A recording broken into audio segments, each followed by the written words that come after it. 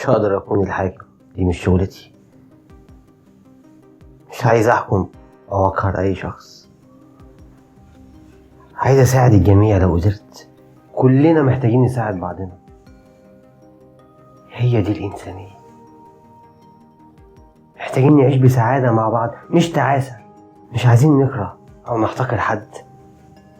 كل شخص وله مكان في العالم. الأرض غنية، تقدر تكفي الكل من خيرها. ممكن تكون الحياة حلوة وجميلة، لكننا ضيعناها بتصرفاتنا.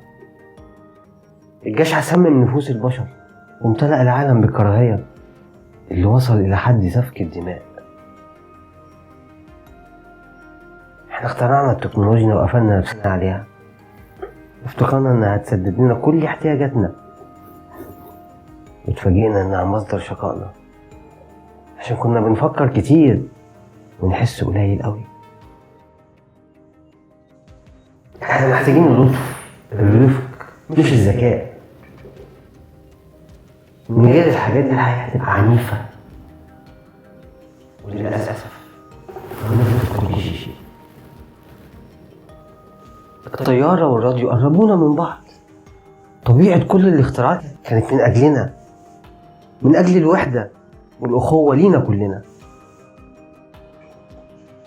صوتي بيوصل لملايين في جميع أنحاء العالم،